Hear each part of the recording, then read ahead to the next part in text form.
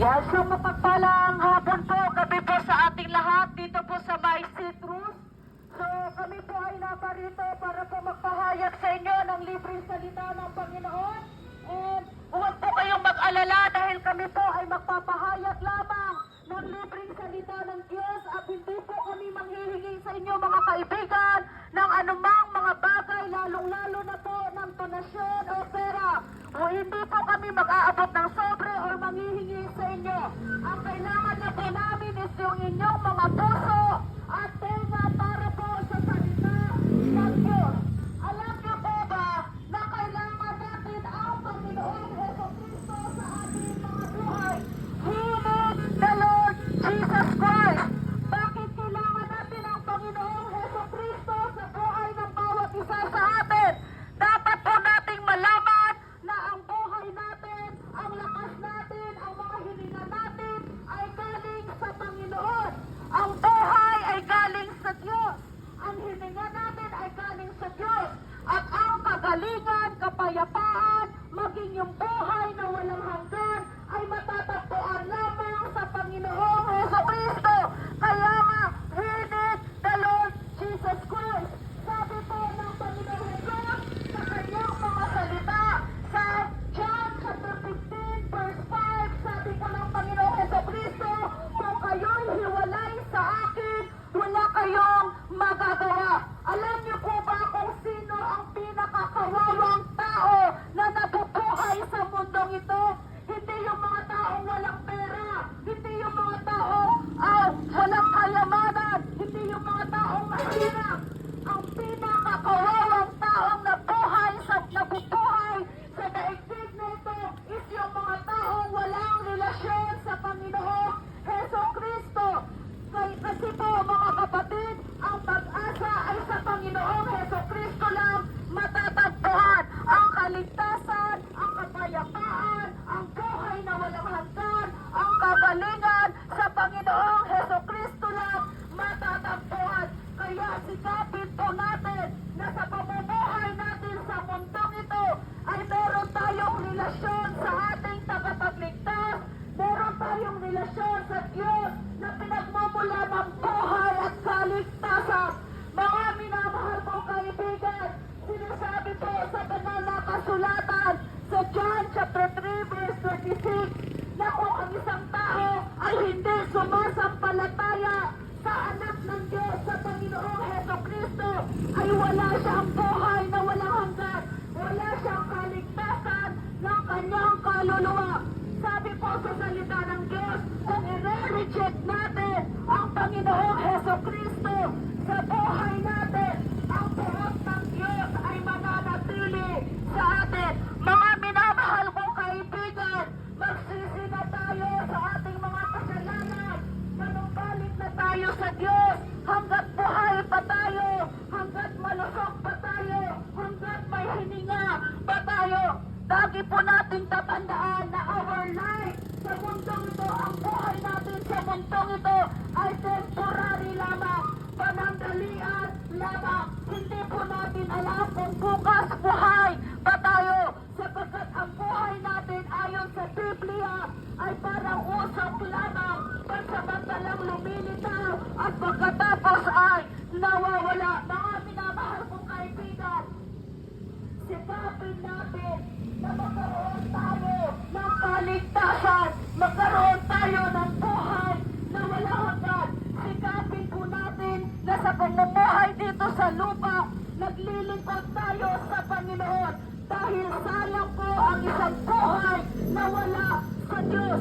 Sayang ang isang buhay na hindi pinapagamit sa Panginoon. Sabi po sa John chapter 14 verse 6, Jesus is the way, the truth, and the life, and no one comes unto the Father except through me. Sabi ng Panginoong Jesucristo, ako ang daan, ang katotohanan, at ang buhay, at walang makakaparoon sa Ama, kundi sa pamamagitan ko. Alam niyo po ba, ito yung katotohanan sa buhay natin. Lahat po tayo dito gusto nating magkaroon ng bahagi sa kaharian ng Diyos. Gusto nating makapiling ang Diyos sa katilang buhay pagkatapos nating mamatay. Subalit hindi po lahat ng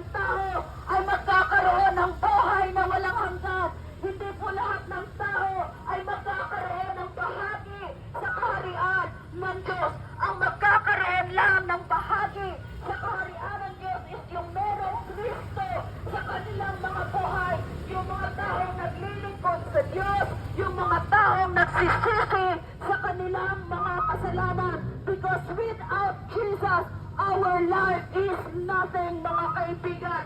Kung wala si Kristo sa buhay natin, hindi tayo makakapasok sa kaharian ng langit because Jesus is the only way.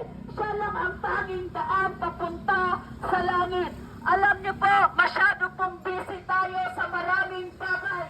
Masyado tayong busy sa kakahanap buhay. At ang nakakalungkot, nakakalimutan na natin ang pinagmumula ng buhay at yung nagbibigay ng buhay sa atin. Mga kaibigan, sabi po sa mga Maral, chapter 12, verse 1, alalahanin mo ang Diyos na lumikha sa iyo sa panahon ng iyong kabataan.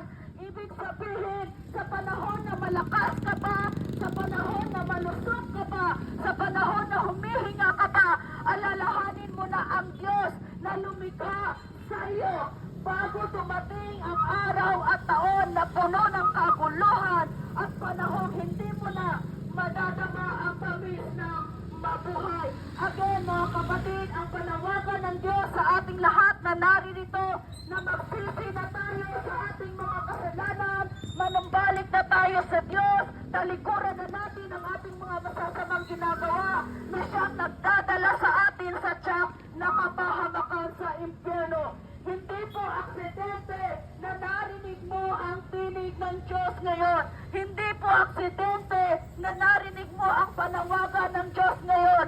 Mga kaibigan, mahal po tayo ng Diyos. Mahal ka ng Diyos, kapatid. 2,000 years ago, si Kristo ay napako sa krus, pinahirapan, pinugbog, namatay dahil sa ating mga kasalanan. Ganyan po kalaki ang pagmamahal ng Diyos sa atin, sapagkat ayaw niya na meron pong mapahamak sa atin. Saan ba mapupunta ang isang tao na wala sa Panginoon? Sabi ko sa Pahayag, chapter 21, verse 8, ang magiging bahagi ng mga taong hindi naglilingkod sa Panginoon, hindi nagsisi sa kasalanan, ay isang lugar na nagliliyab na apoy na asupre. At yun ang pangalawang kamatayan, which is yung impyerno, mga kapatid.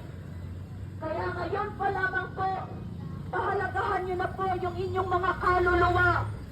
Pahalagahan niyo na po at paghandaan ang araw ng inyong mga kamatayan. Para mapaghandaan po natin ang araw ng ating mga kamatayan, maglingkod tayo sa Panginoon. Ibigay na natin sa Diyos, ialay na natin sa Diyos ang ating mga natitirang oras, panahon at buhay sa Kanya. Mga minamahal kong kaibigan, again, mahal po tayo ng Diyos at ang nais ng Diyos ay magkaroon tayo ng buhay na walang hanggan at makakamtan lang natin yon kung tayo po ay magsisisi sa ating mga kasalanan, magbabalik loob tayo sa Diyos, sumampalataya tayo sa Panginoong Jesucristo at tatanggapin natin siya sa ating mga buhay. So God bless po sa ating lahat. Bago po kami umalis dito po sa Citrus, nais po pong mag-iwan ng isang maikling panalangin para po sa ating lahat na naririto. Aming Diyos na banal at makapangyarihan sa lahat. Panginoon, Ikaw po ang mailikha ng langit at lupa kasama ang aming mga buhay, Panginoon. Humihingi kami ng tawad sa lahat ng mga pagkakamali namin, sa lahat ng pagkukulang at sa lahat ng kasalanang aming nagagawa na siyang dahilan kung bakit kami napapalayo sa iyo, Ama. Lord, tanggapin niyo po ang buhay ng bawat isang naririto, especially, Lord, yung mga taong tinatanggap ka, sumasampalataya sa iyo, pagpalain niyo po sila sa lahat ng area at aspeto po ng kanilang mga buhay.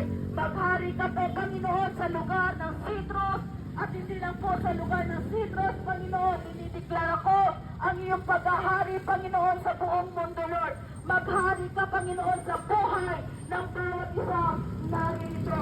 Kilusan mo po, Panginoon, ang buhay ng nandito, Panginoon, at nawa yung salita mo, Panginoon, na nahasik sa lugar na ito ay isang magkaroon ng kapangyarihan sa puso ng bawat isang nakakarinig na siyang magdadala ng pagpapago at kaligtasan. Salamat po, Ama, sa iyo ko po'y pinagkakatiwala ang buhay ng bawat isang naririto. Ito ang aking sapo at panalangin sa pangalan pangalan ng Panginoong Heso Kristo, aming Diyos, Panginoon, tagapagligtas at Hari. In Jesus' name we pray.